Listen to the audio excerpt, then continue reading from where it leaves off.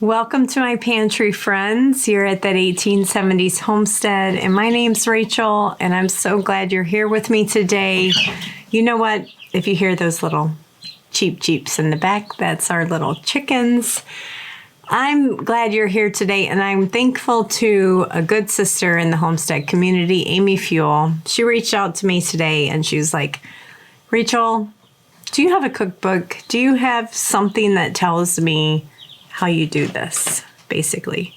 And no, I don't. I mean, I have my personal cookbook, and I've honestly started keeping it for my own records, and then someday I hope to share with you guys my canning pantry montage, maybe when I retire. But until then, I want to tell you about my methodology, because I grow a really simple garden, a really simple garden, and I'm able to do this. And I call it my staples garden.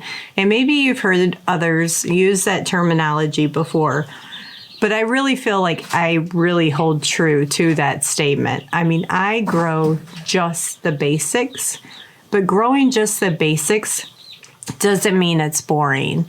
You can do a lot if you just focus on growing those staple crops. And I want to explain the method to my madness, or the method to no madness. Let's keep it real. Growing a staples garden gets rid of all that noise, all that waste out of your garden, so you can just focus on what's important to build a pantry. So I have my list here, and we're going to talk about 10 things. If you could only grow 10 things, if I could only grow 10 things, what would those 10 things be?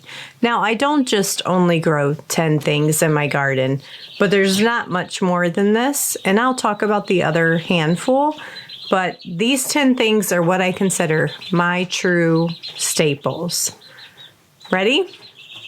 Got your pencils? Peppers, onions, carrots, tomatoes, potatoes, and that includes regular baking potatoes and sweet potatoes, green beans, peas, zucchini, cucumbers, and cabbage. Other things that I grow every single year is beets, spinach, and greens, whether it's lettuce or other greens. So that is all I grow in my garden. Sometimes I grow corn, sometimes I don't, but it wouldn't be considered a staple to me. So let's get into why are these my staples and what can you do to expand and like crazy explode your pantry with just focusing on these few items. Sweet potatoes. Sweet potatoes, why? Because they keep. So I harvested these last August, September, and they keep for a good year, 2 years possibly. I've had them store for 2 years easily. Canned sweet potatoes, another great way. Excellent for mashed sweet potatoes, sweet potato biscuits, sweet potato pie, whatever you want. Sweet potato, black bean chili. Oh my gosh. Sweet potatoes are one of the most nutritious vegetables that you can grow for your family. I love them. It's basically dessert grown in the ground. So not only is it good for you, it tastes delicious. But pretty basic. I don't do a whole lot with it with respect to storing in my pantry. So canned sweet potatoes and stored. Same with green beans. I have lots and lots of green beans, a couple different varieties, but I don't can these many other ways. I can plain green beans, and I can green beans with potatoes. And green beans are just a staple vegetable in our house. We serve it with so many dishes, and knowing I have plenty of green beans, filling our bellies is just a good feeling. Similarly to sweet potatoes is white potatoes. Yum, yum, yum. White potatoes, tons of white potatoes. I will store those dry storage like regular potatoes, and I'll also can them. We love having them canned because it's quick go-to meals. I can use it as mashed potatoes, as potato salad, potato pancakes, thickeners and soups and stews. So having potatoes will always be a basic. It's good filling food right on the pantry shelf. that if you need to extend meals, that's going to be one of your tickets. Cabbage, let's talk about cabbage. It's one of my favorites, guys. And honestly, if I had a root cellar, I wish I could store cabbage heads. I just don't. So I have to can my cabbage. And I can my cabbage pickled. It still has a wonderful crunch if you use pickle crisp and pickle your cabbage. Don't worry if you don't like the pickled flavor. You can rinse that off and still use it as normal. Our pickled coleslaw, we make coleslaw. I'll fry this up in stir fry. I eat it just straight out of the can, honestly. We love it. I say we because it's me and my daughter-in-law. Love it. And it is just a wonderful crunch of freshness that you get to have in the wintertime when there isn't any fresh that you're growing currently on your farm. So let me move on to something similar, and that is pickles. I'm just a huge pickle fan. I love garnishes. And so I grow all kinds of fun pickles. These happen to be dill. All of these are dill. I grow a lot of the spicy honey pickles. We have pickle relish. I have done, I know I've got bread and butter here somewhere. Bread and butter pickles are Todd's favorite. And we will just can every other year a huge batch of pickles. And then I've got pickles for 2 years. So think about that. When you're growing a Staples garden, what are those things that you're always buying from the store to make the things fun that you eat? Whether it is condiments or garnishes, and cabbage and pickles kind of fit in that realm for me. So I'm just going to take a brief pause from the pantry because some of my staples I do store in my freezer for freezer purposes, and we'll get into that back in the pantry. Carrots, because I was about to tell you carrots on my pantry shelves, but I store a ton of carrots just frozen for roasting carrots, stew carrots, just delicious purposes, roasting broth, anything that you can think of. And I also do, I know this is loud, a lot of shredded carrots, carrot cake muffins, all those kind of fun things. Then I was going to tell you about onions and why onions are important. We just got done processing all of our onions from last year, and these have all been, they were starting to sprout in the pantry, so we've chopped them all up or sliced them, and they are now gallons and gallons of bags of peppers. And then I was going to tell you onions. Then I was going to tell you about peppers, and I have bags and bags and bags of peppers from last year's harvest, whether they're sliced or chopped. They're freeze-dried in Mylar bags. Peppers go the distance. So grow yourself lots of peppers. I think that's it out of the freezer. Oh, I did tell you peas are a staple, and the only way I probably have to show you that is lots of peas in freezer bags for quick side dishes. Okay, but let's get to the carrots on the pantry shelves. Tons of carrots, and I like to do them a couple different ways. This one, you can probably see some spices in it. That was made with like Knorr soup mix.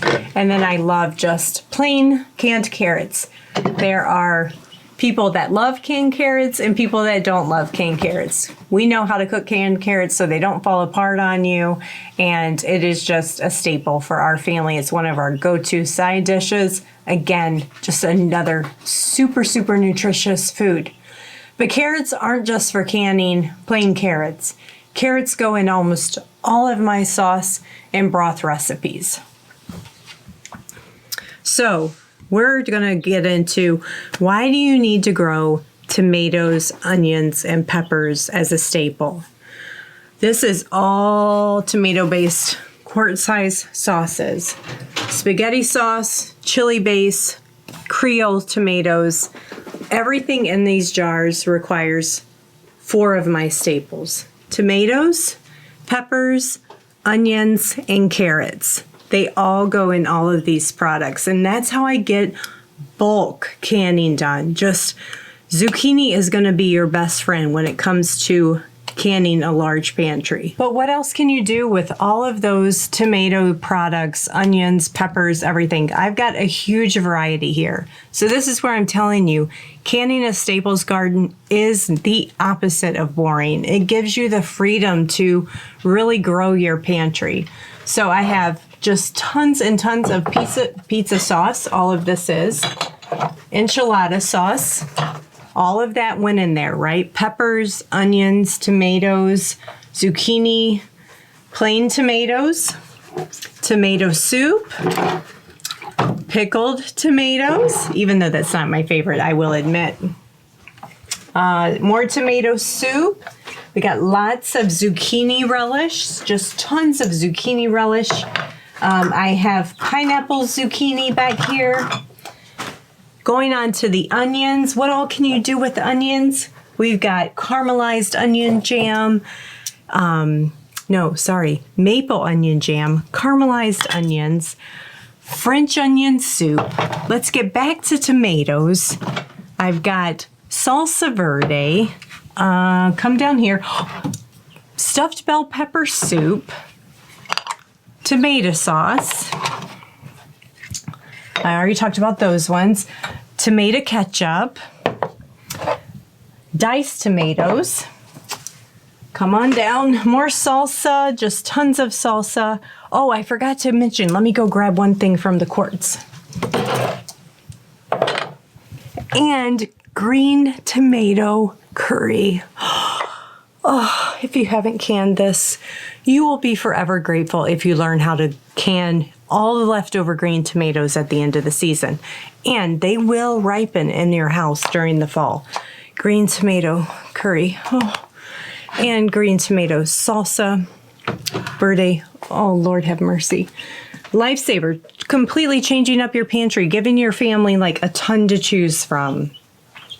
I didn't mention barbecue sauce. Cherry barbecue sauce made with our cherry juice and our tomatoes. I was about to wrap up the video and I almost forgot one of my primary staples. I was talking about peppers and all the tomato products, but what about peppers standalone? Notice how much cowboy candy I have here. Just tons and tons of cowboy candy. I have cases at my feet of cowboy candy. Peppers in all forms and varieties. Another just amazing way. You're talking about pizza night, taco night, nacho night. Oh my goodness. Like my daughter-in-law just called from South Carolina and so was like, could you please send some cowboy candy? It is just those things that make a sustainable life not boring. We have so much fun using the food that we grow, and it doesn't have to be boring. It can just truly be that spice of life. And there's so much else that I could talk about, right? I mean, you see, there's so many products I haven't mentioned. The greens. That's just my cabbage leaves and my broccoli leaves that I harvest and make my own homemade greens from. But that comes out of my staples garden. Guys, I could go on and on and on. And hopefully you can see nothing here is unique. Tons of jellies and jams that I didn't even mention because those are just perennials that come back every year, so that if you haven't started an orchard or a fruit grove, start it, because it will add to your pantry too. But yeah, I just wanted to let you know you don't have to go crazy. Focus on the basics. Nail those basics. And with the basics, you can do some pretty amazing things. And eventually, you can have a pantry as big as mine, if not bigger. I know you can. I was once where you are, and I didn't have much of anything. I didn't have anything at one day. And over the years, I just grew and grew with my knowledge and my practice. And here I am today. So thanks, guys. Thanks, Amy, for the inspiration. I'm always willing to share and encourage others. I'll talk to you guys on the next video. Somebody's going to say, but I didn't talk about all the meat. Yeah, you didn't talk about meat. And I didn't talk about the broth. And I didn't talk about corn. And I didn't talk about lard. And I didn't talk about beans. Like, I can't cover it all. But if they could grow their own meat, like Yeah. But this was focused on the garden. And 10 things. 10 Limited things. to 10. If I could only grow 10 things. But I would highly recommend they do it all. We've grown quite accustomed to corn lately. Yes, we have.